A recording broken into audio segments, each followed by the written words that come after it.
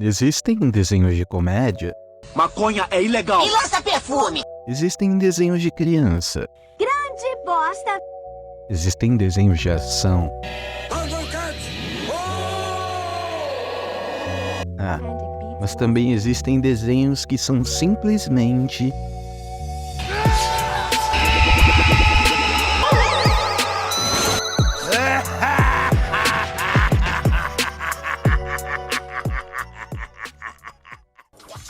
Samurai Jack é simplesmente especial, talvez um dos desenhos que mais se brilhava aos olhos. O contraste entre o preto e branco, a ação e o silêncio e obviamente o embate entre o bem e o mal são sensacionais. Genji Tartakovsky, lenda da animação, tem uma maneira muito peculiar de trabalhar, mas em inúmeras entrevistas, painéis e palestras ele deixa claro todo o seu processo criativo. E para entendermos Jack, precisamos primeiro saber como Genji fez essa obra-prima.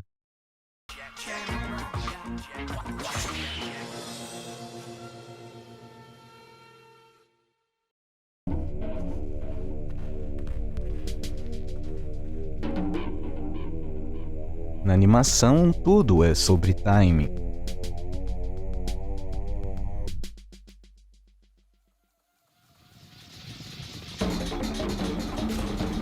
No cinema você coloca a câmera em um ator e ele te dá uma emoção, ele te dá expressão.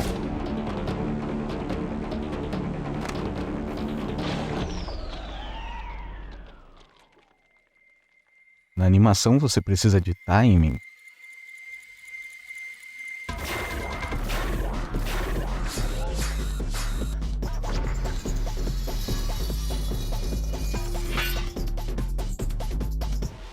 O quanto você precisa segurar um personagem em tela.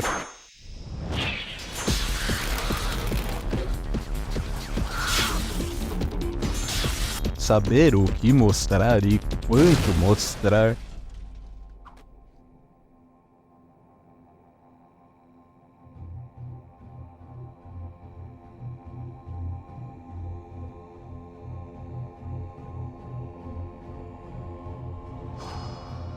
É imprescindível para uma animação.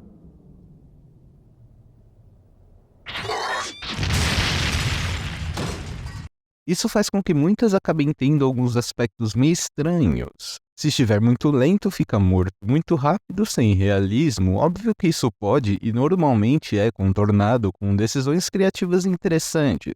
Desenhos de comédia são um bom exemplo disso, mas Genji é apaixonado pelas animações clássicas, que são pautadas em comédia e seguem à risca os conceitos básicos da animação, os tão conhecidos 12 princípios da animação.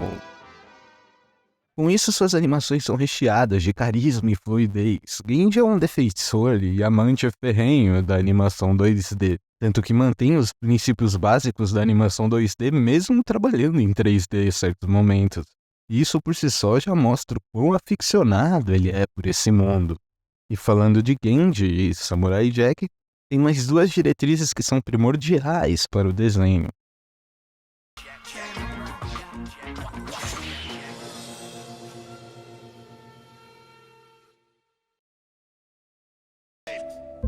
Genji fala muito sobre ponto de vista.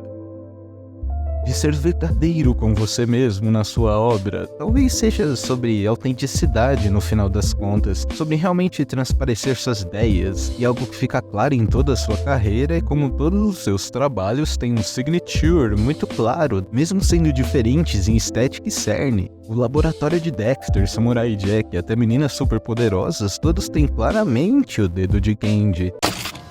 Não, o Jack não é o professor e ele não está numa Townsville distópica, embora pareça bastante certas horas. Talvez seja realmente sobre ser artista, transparecer emoções e experiências que enriquecem suas obras. Scorsese fala muito sobre isso e a crítica ao universo Marvel, que foi amplamente deturpada e distorcida, se deve à maneira que Martin vê e entende cinema, que é a exata mesma maneira que Genji vê a animação. Como arte, é acrescentar camadas do ser humano, experiências, estilos e preferências, fazendo com que as obras sejam mais orgânicas, mais artísticas. Esse ponto de vista é frequentemente citado por Genji como parte do seu processo criativo.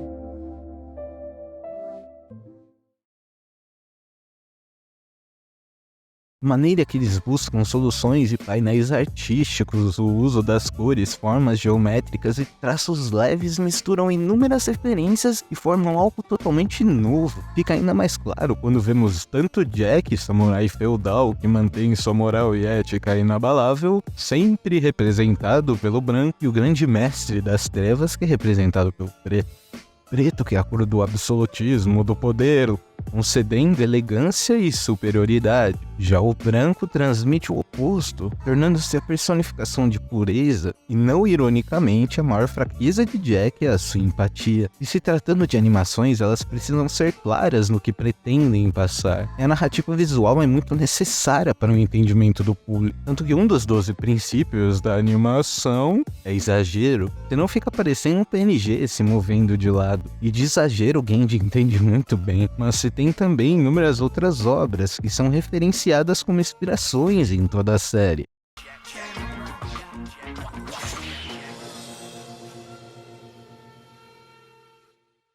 Genji tem um estilo único, com uma narrativa visual sinistra. Certos episódios têm 2 linhas de diálogo, mas ele consegue transmitir tudo o que pretende de maneira espetacular, mas muito disso, claro, se deve às experiências em que o próprio teve com toda a cultura das artes visuais, que moldam a sua maneira não só de apreciar a arte, mas também de fazê-la. Então, em exceção de ser à parte, isso quer dizer que Genji transborda e faz questão de referenciar e reverenciar as suas inspirações. Séries e filmes de Kung Fu, clássicos do cinema, Godzilla e por aí vai. Mas tem 3 influências que são extremamente claras: O Pequeno Príncipe, Suzano e o Dragão de 8 Cabeças, Frank Miller e Akira Kurosawa.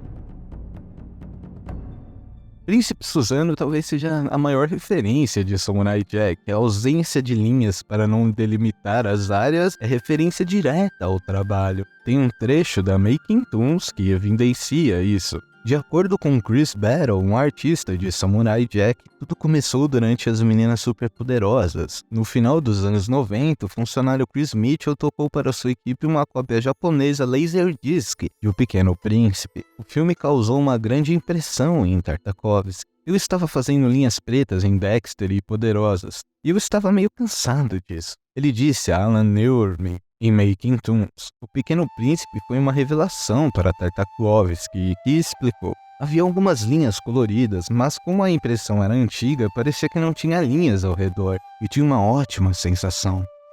Mas não é só isso, a tipografia do Pequeno Príncipe com os deuses do começo que são referenciados em Samurai Jack, a aventura no mar parecidíssima, as semelhanças entre Suzano e Little Jack. E vemos até uma semelhança muito clara entre Abu e o Deus do Fogo. Vale-se ressaltar que Legends of Zelda Wild Waker é puramente o Pequeno Príncipe, simples e cinematográfico. Isso te lembra alguém?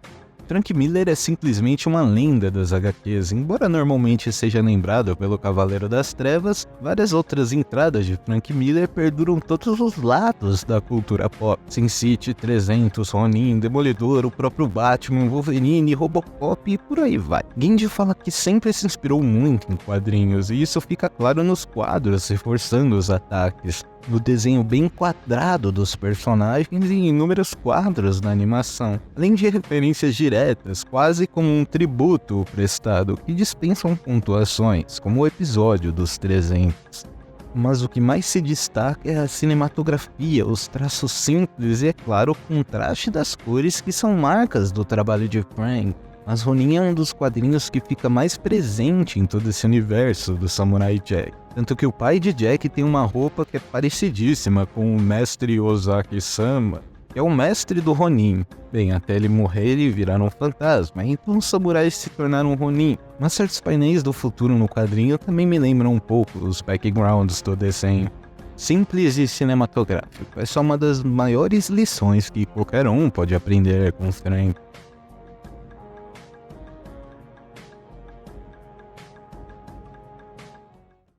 O diretor oriental mais influente da história também mantém o seu paradigma aqui. Samurai Jack aproveita muito da influência do diretor, seja na linha do horizonte, em takes abertos que são estonteantes, nas poses e na cinematografia das lutas, além também das multidões e como elas se movimentam, que são muito assertivas no desenho. Isso fica ainda mais claro no terceiro episódio da primeira temporada, e como Kurosawa é a influência central de George Lucas para Star Wars, faz ambos estarem bem próximos em termos de referência. A contemplação e beleza, além do senso de humor afiado, também fazem com que Kurosawa seja uma inspiração para toda a série. Fazendo uma meia-culpa, eu não sou super letrado em Kurosawa, mas cada vez mais venho assistindo alguns filmes dele e fica evidente o quanto o cinema mundial paga um pau pra esse cara.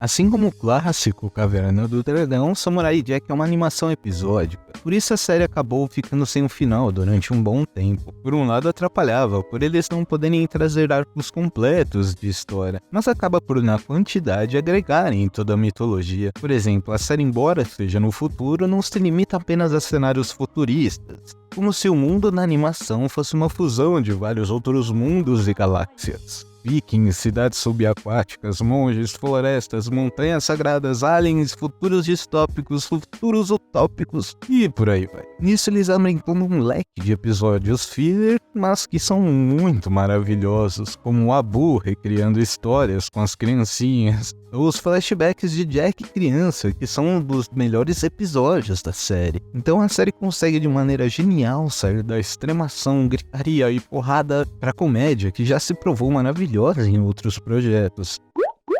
Então vai para o silêncio e a contemplação de painéis lindos, que também vale se salientar, eram feitos à parte. Todas as ilustrações abertas de cenários são quadros por si só, onde Dan Crow desenhava eles com lápis e Scott Wills acertava em cheio na pintura dos cenários, que também são feitos à mão.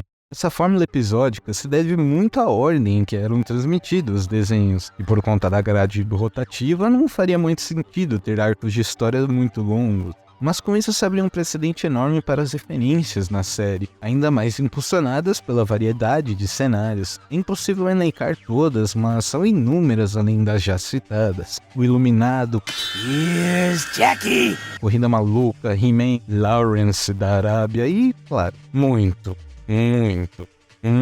Star Wars. O que faz muito sentido a proximidade de ambos vistas as influências de Kurosawa. E faz ainda mais sentido o porquê de Genji nos trazer essa pérola máxima da animação. Uma delícia em forma de curtas, estonteante e visceral, uma obra de arte subestimada. Clone Wars 2D.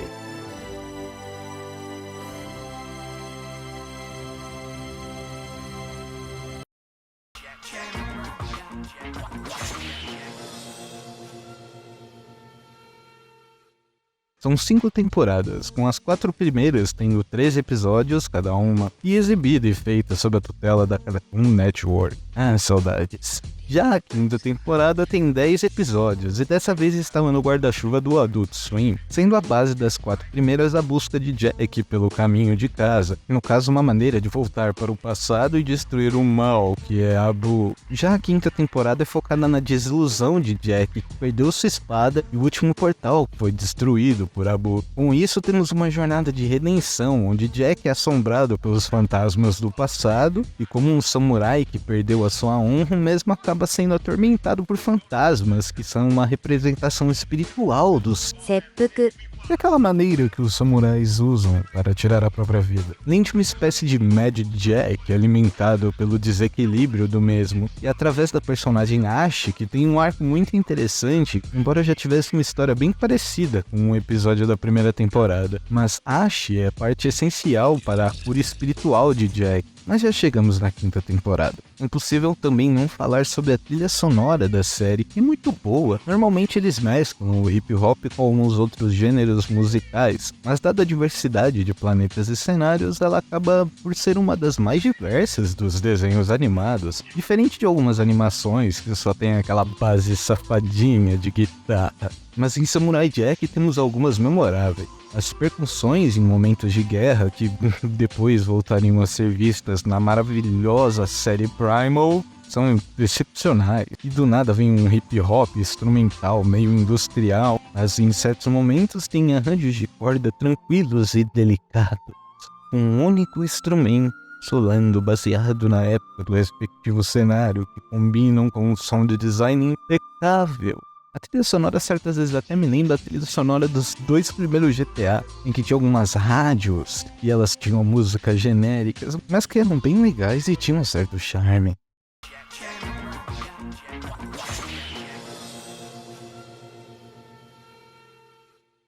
Os personagens da série basicamente acabam sendo Jack e Abu, os mesmos que sempre levam a história pra frente por serem os únicos realmente frequentes em toda a animação. Jack é o símbolo de toda a pureza e empatia, mas se destaca mesmo pela sua perseverança. Embora ele seja treinado em inúmeras artes marciais, por inúmeras civilizações, Jack apanha bastante. Além de todos os sacrifícios que ele precisa fazer por um bem maior, e isso faz com que seu propósito de voltar para casa ganhe ainda mais significado durante o decorrer da série. Jack está disposto a fazer de tudo para voltar, mas nunca de deixar de ser quem ele é, de perder sua honra. Existem tentações sinistras e desafios imensuráveis, mas no final das contas, Jack triunfa sempre como um verdadeiro ser humano, aprendendo com os seus erros e enriquecendo também o seu conhecimento. Embora seja um personagem um tanto silencioso, algo evidenciado pelo próprio dublador original, It's a fairly easy job because Jack doesn't speak a whole lot.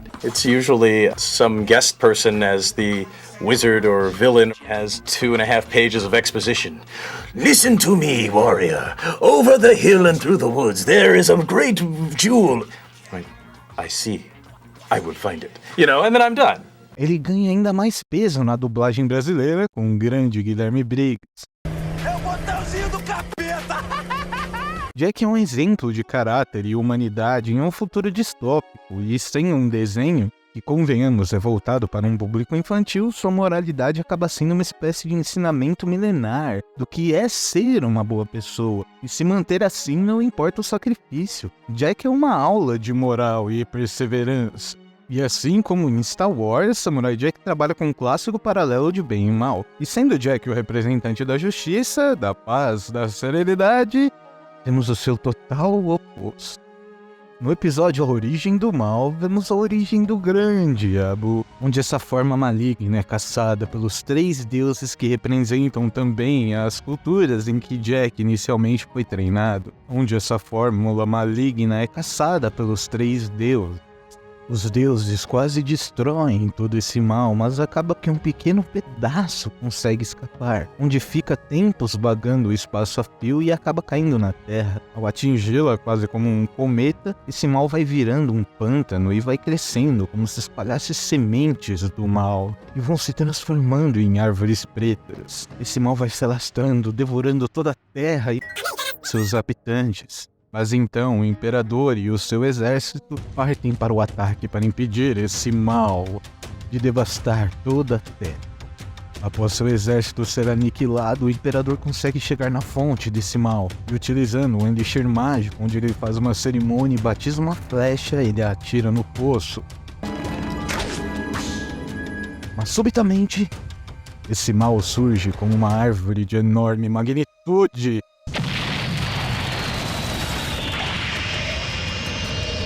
Então ele acabou por virar essa personificação do mal, o Senhor das Trevas, Shogun da Escuridão, o terror dos mundos. Sim, o Imperador acordou e libertou o mal chamado Abu. O demônio então prende o Imperador enquanto dizima sua terra em sua frente.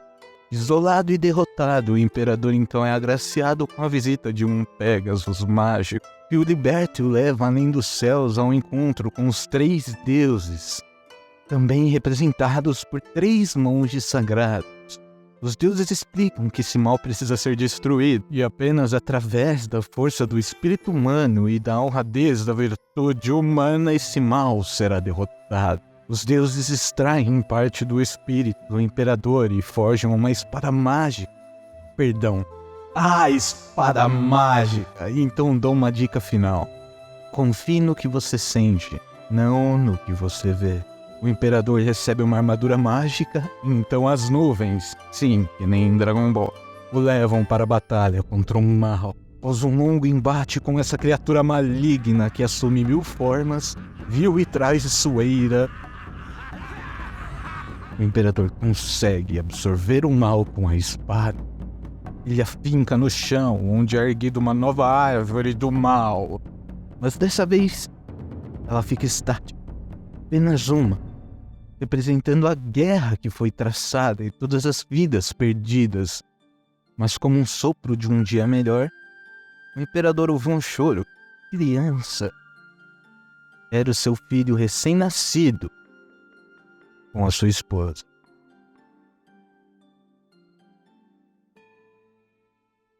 Abu é um mal encarnado, não se limita a isso. É um personagem muito engraçado. Ele me lembra bastante o L das Meninas Superpoderosas. Aquele tipo de vilão que é sádico, maligno e assustador, mas ao mesmo tempo é um tremendo comédia. Ele tem aquela voz de deboche misturado com aqueles clássicos vilões de cartoons antigos, como o Vingador, Moon-Ra e o Esqueleto. Seu dublador gringo é Mako Yamatsu, premiado ator japonês que também fez clássicos papéis no cinema estadunidense. Ele que consegue dar uma voz, uma profundidade sinistras para o personagem. Ele também faz alguns outros personagens, como Akiro nos filmes de Konami e o Tio Zuko em Avatar. Ele acabou falecendo 10 anos antes da 5ª temporada e foi substituído por Greg Baldwin, já na versão brasileira dublado pelo grande Mauro Ramos. Ele tem uma sintonia maravilhosa com o Briggs, tanto que eu fui assistir a 5ª temporada no Adult Swim,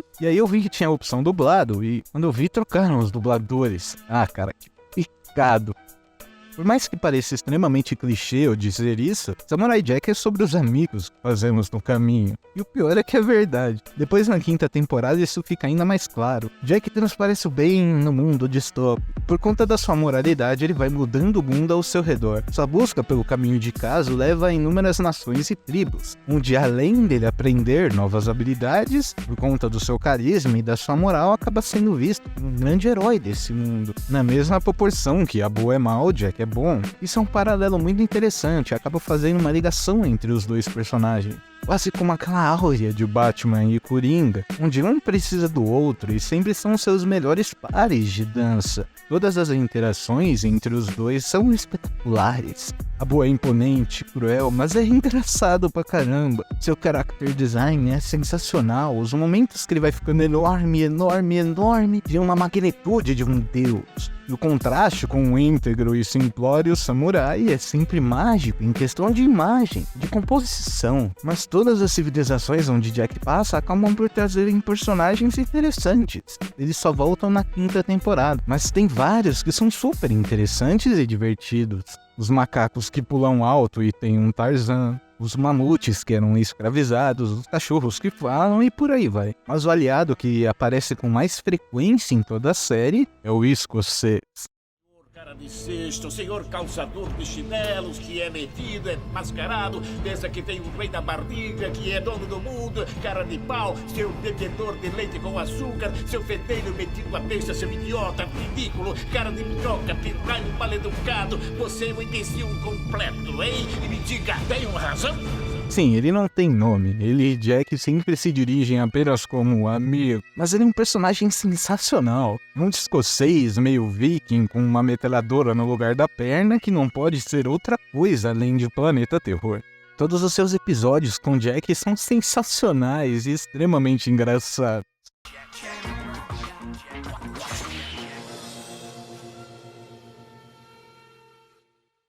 Então, 14 anos depois, Samurai Jack finalmente recebeu sua temporada final. Essa temporada é bem diferente, como falado anteriormente, é muito sobre a desilusão de Jack. Aqui vemos Jack ainda preso no futuro após 50 anos, onde o tempo não tem efeito sobre ele. Após perder a sua espada, Jack acaba virando um justiceiro, usando metralhadoras, moto, armadura, bastão elétrico e os escambau. Porém, Jack começa a ser caçado pelas filhas de Abu, que são crianças treinadas por bruxas feitas através do sangue de Abu, e são treinadas a vida inteira apenas com um objetivo: o samurai. Porém, após Jack tomar uma ataca sinistra, e olha que Jack normalmente apanha bastante no desenho, mas sempre consegue triunfar. Aquele apanha correndo, e é meio triste, mas depois de sofrer que nem um condenado, ele consegue as assassinas. Mas acaba ficando preso com uma delas, e vai vendo ao longo de uma aventura juntos que Abu era o vilão e Jack era o mocinho. Essa mudança de Ash é gradual e simbólica. Jack vai mostrando o quanto Abu destruiu esse mundo e a natureza, que sempre foi importante para Jack. Algo que a própria Ash entende, porque as pequenas vezes que ela teve contato com a natureza foi algo deslumbrante e especial. Mas logo ela era puxada para a vida triste e sombria que foi patrocinada por Abu. A série faz alguns paralelos, como o de Jack com um lobo ferido, e faz a mesma coisa com Ash, que vai tendo sua transformação pautada também com a natureza, onde os grandes momentos de reflexão de Ash são perante seu contato com a natureza. A mesma natureza que acaba por explicar o final da série mais pra frente. Ash vai aprendendo esse senso de heroísmo e de moral com Jack, e ambos vão se aproximando cada vez mais. Eles acabam encontrando capangas do Abu que controlavam criancinhas como escravos. Depois de uma árdua batalha, Jack pensa que não conseguiu salvar as criancinhas, então ele simplesmente pira e se entrega ao fantasma do sepulcro, que vai conduzi-lo a esse triste final. Mas entretanto, Jack na verdade tinha salvo as crianças. Então agora Ash parte em uma jornada para encontrar e salvar Jack.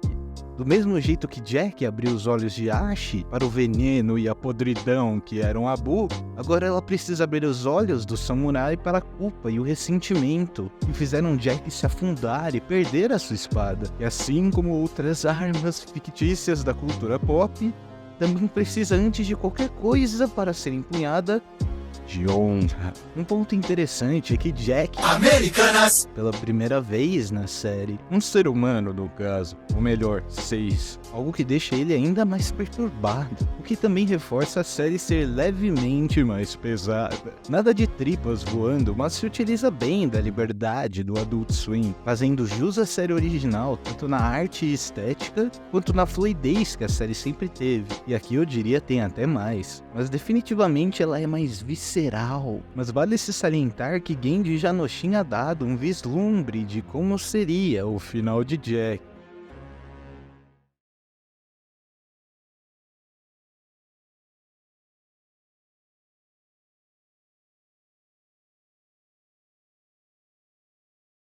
Ash é uma personagem muito legal e faz um par muito justo com Jack, embora seja algo um pouco reciclado. Após eles se perderem, ela vai visitando todos os mesmos lugares que Jack passou durante toda a sua jornada.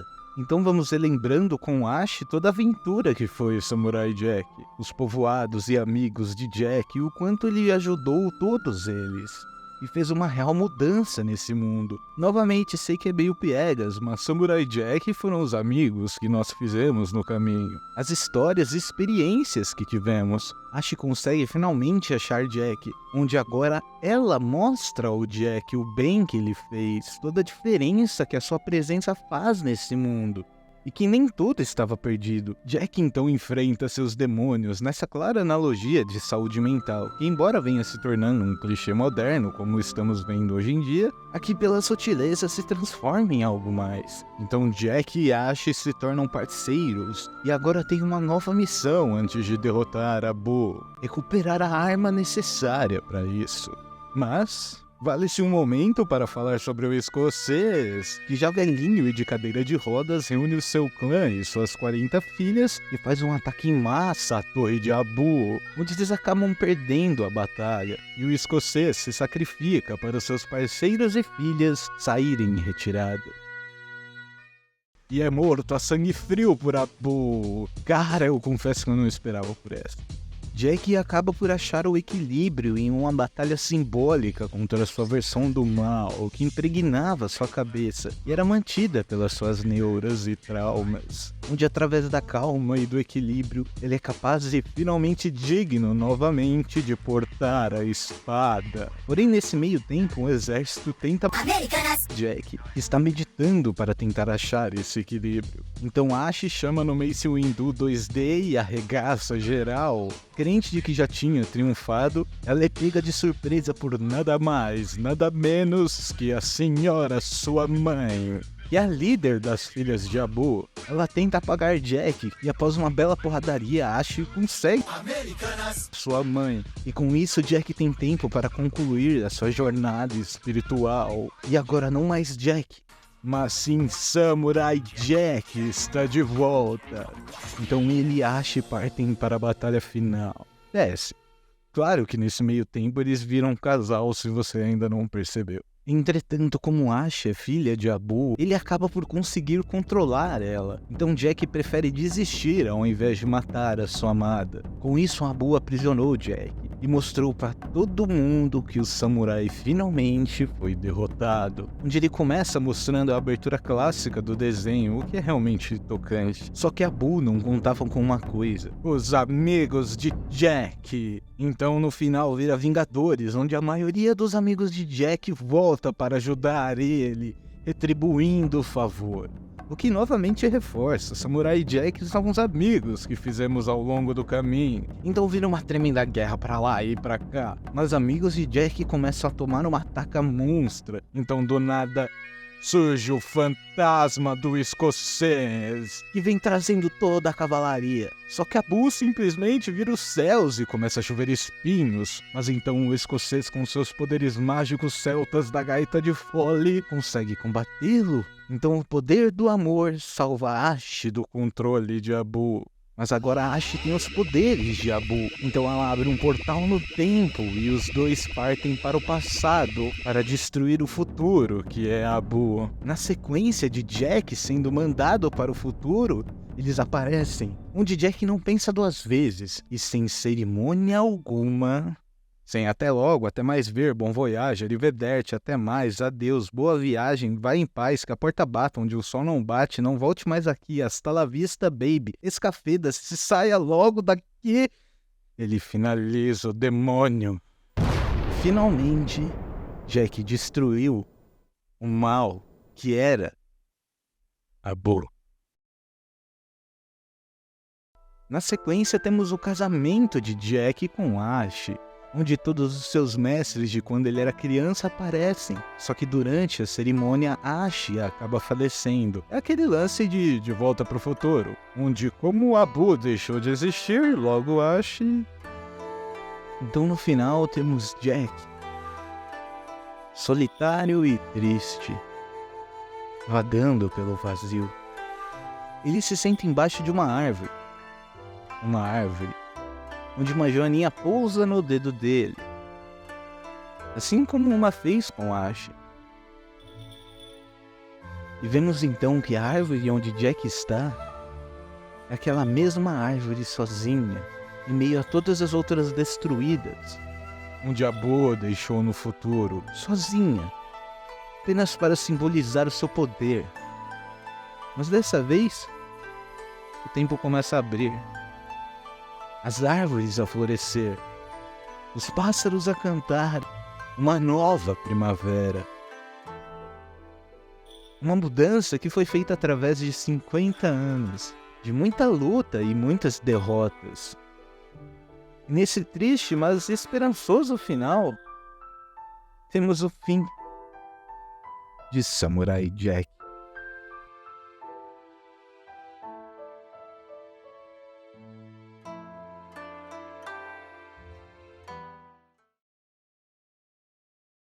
Genji normalmente é criticado pelos seus finais, e sinceramente tem alguns que eu realmente não gosto, como Primal. Primeira vez que eu assisti a última temporada, eu confesso que não gostei tanto, mas reassistindo agora eu curti bem mais, e mesmo o final melhorou. Embora eu tenha sentido falta de um confronto final de Jack e Abu, não um golpe final, mas sim a luta final. Como na própria Origem do Mal, onde temos 30 minutos do pai de Jack e Abu saindo na mão. Mas não muda o fato do seu final ser redondo, e embora meio triste, acaba por mostrar que no final das contas, o que importa é toda a jornada, e que no final Jack conseguiu, e assim como a árvore que acabou simbolizando a mudança de Ash no começo da jornada, ela aqui representa a mudança que Jack tanto almejou para o seu mundo. E vamos além?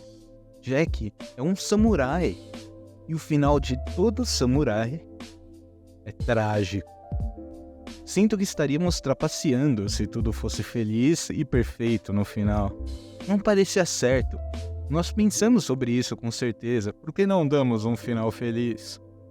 Instintivamente, sabíamos que seria errado. Eu disse tudo o que queria dizer. Gendy Tartakovsky para Polygon.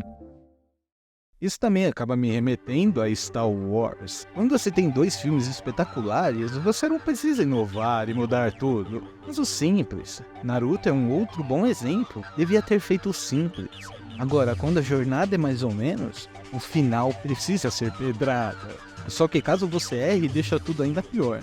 Caso você acerte, você salva. Horas consegue ressignificar e faz até alguns filmes que não eram tão bons serem bem melhores. Mas todas as jornadas de Gendy são incríveis, a ponto de no final ele não querer inventar. Eu sinceramente entendo. Talvez seus finais não sejam tão intensos e incríveis como a jornada? Talvez. Mas no final de uma jornada tão foda, é melhor só pedir a conta e não estragar o que foi feito. Gendy é apoteótico o suficiente durante toda a jornada para uma boa calmaria no final cair como uma luva.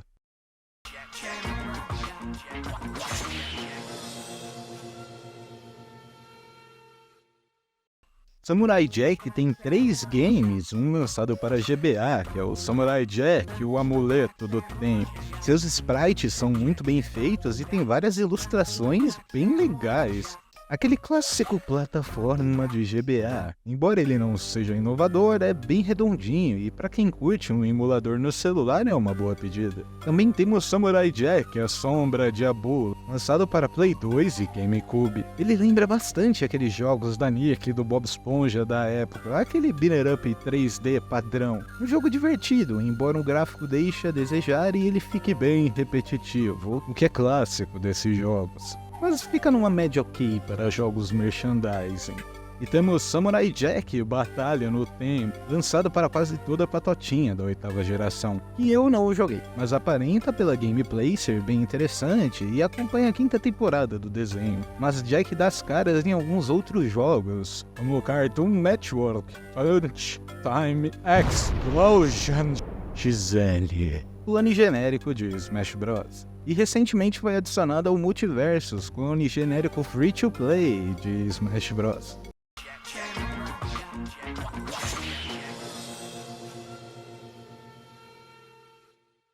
Samurai Jack também tem 2 linhas de quadrinhos, uma que é a adaptação do desenho e que mantém tanto a história quanto a arte da série, e uma é feita por Fabian Rangel Jr., que tem uma arte bem diferente do desenho. Infelizmente eu não consegui achar essa pra ler, mas já foi dito por Gendy que ela não é canônica.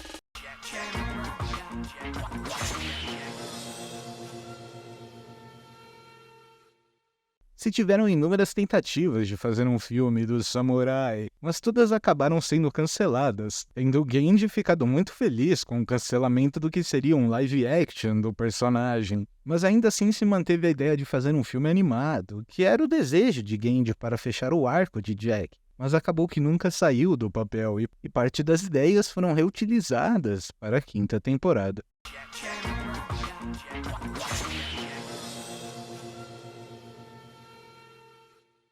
Samurai Jack é foda. Ele não conta, ele mostra. É tocante e engraçado, artístico e sinistro. Tenso, pesado, leve, aventuresco, sobretudo divertido. Além dos M's e a importância inenarrável de ter inspirado inúmeros outros animadores, como Seth MacFarlane e Butch Hartman, que vieram a explodir no mainstream. Samurai Jack é único em cada aspecto e faz você ter uma experiência audiovisual totalmente inédita.